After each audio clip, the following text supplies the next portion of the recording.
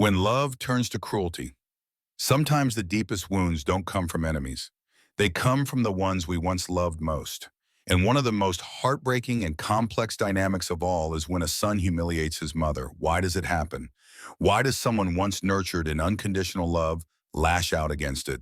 This isn't just a personal issue. It's a psychological crisis that reaches into the very core of our being. In this video, we'll dive into the depths of psychoanalysis, especially through Carl Jung's lens, to understand the unconscious forces at work in this devastating pattern. Section 1. Humiliation as emotional language. Let's begin with a harsh truth. When a son repeatedly humiliates his mother, it's not about a momentary outburst. It's a pattern, systematic and often unconscious. This cruelty does not stem from lack of emotion, but from too much unresolved emotional entanglement. The mother in the psyche of the son isn't just a person.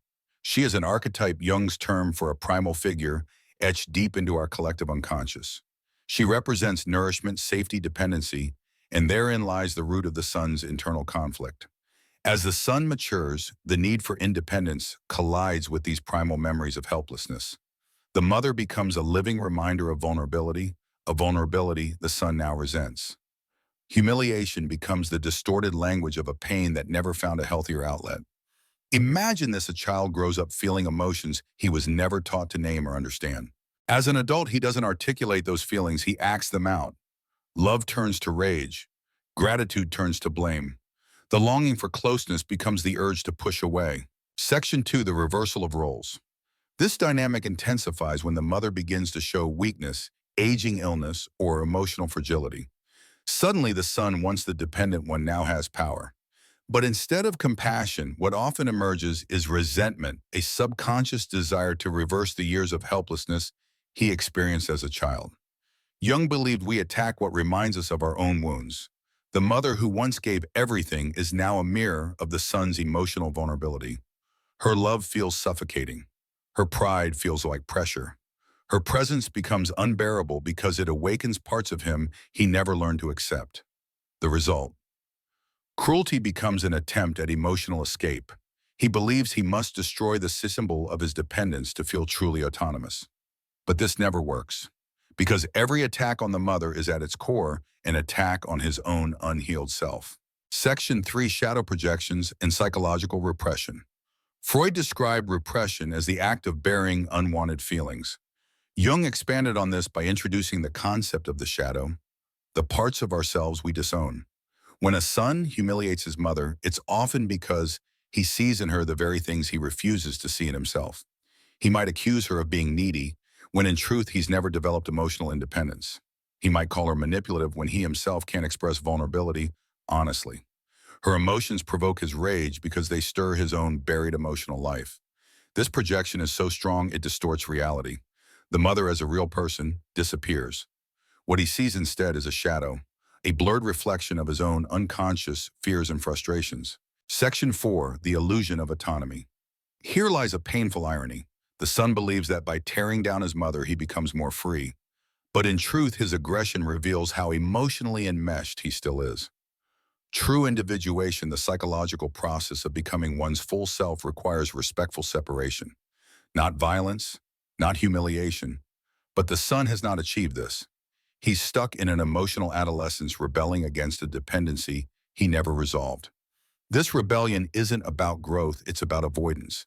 He humiliates because he's trapped in an inner tug of war, the desire for independence colliding with an inability to let go. Section 5. The unfinished separation. Jung said that to become ourselves, we must separate from our parents psychologically, not just physically. But this separation must honor the relationship. The son who humiliates his mother is trying to force a separation through emotional violence because he never learned a healthier way. He never learned to say, "I need space," without guilt. He never learned to disagree without hatred. So he uses cruelty to build walls where there should have been respectful boundaries. But here's the paradox. The cruelty keeps the connection alive. He is still emotionally tethered to her just now through pain rather than love. Section 6. Healing the wound. So what is the way out? It starts with awareness, with understanding that what feels like power control, domination, humiliation is actually a sign of emotional wounding. Healing begins when the son sees the mother not as a symbol, but as a person, a full, flawed, complex human being. Only then can he begin to see himself more clearly too.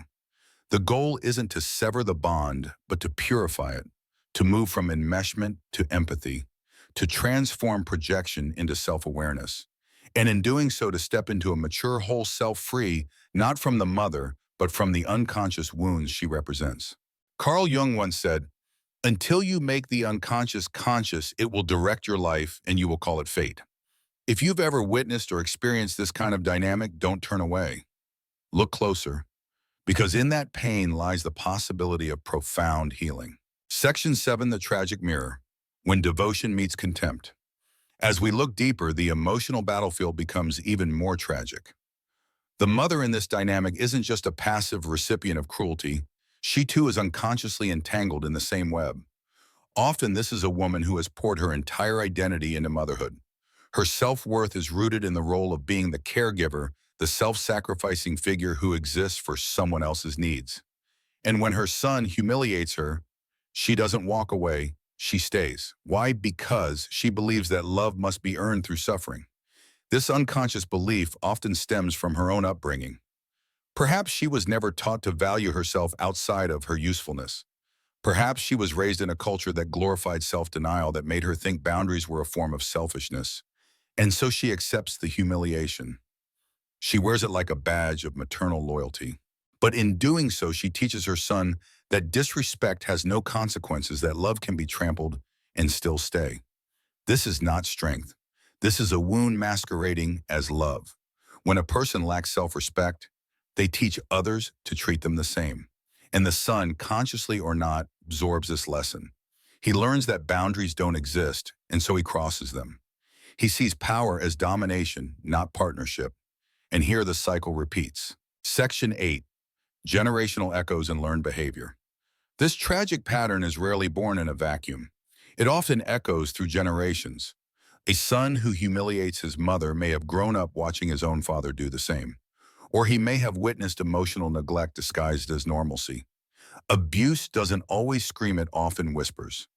When a child sees a mother constantly sacrificed, constantly belittled, constantly erasing herself to meet everyone else's needs, he learns. He learns that women serve, that love is obligation, that empathy is weakness. And perhaps that mother too was once a daughter who never learned to speak up, who never saw her own mother stand tall. So the son and the mother are caught in a tragic rhythm, two dancers moving to the beat of unconscious programming, until someone stops the music. Breaking this generational pattern isn't just personal, it's revolutionary. It's an act of psychological courage. Section 9, the narcissistic wound. When love becomes a threat, now we approach one of the deepest layers, the narcissistic wound. You see, the mother knows too much. She was there when he was weak. When he cried, failed. She saw the softest parts of him, the parts he now wants to bury under a mask of strength. So when he sees her now, especially in moments of vulnerability, it's intolerable. Her weakness becomes a reflection of his own. Her aging, her illness, her need for support remind him that he is not invincible. This is where contempt festers, not because she deserves it, but because she represents something he cannot bear to face, his own fragility. Jung would call this the battle between the persona and the shadow. The persona is the mask, the curated self, the strong man, the stoic son. The shadow is everything that doesn't fit the mask, neediness, fear, guilt. And the mother becomes a mirror for the shadow. So instead of facing what's inside, the son lashes out at the mirror. Section 10, cultural pressure and emotional repression. Let's not forget the society in which this takes place. A culture that tells men don't cry, don't need, don't feel.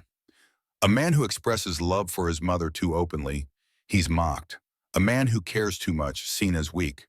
So he suppresses those emotions. He internalizes shame. In this environment, tenderness becomes a threat to masculinity, and humiliation becomes the twisted performance of strength. He devalues the feminine in her because he was never allowed to embrace the feminine within himself.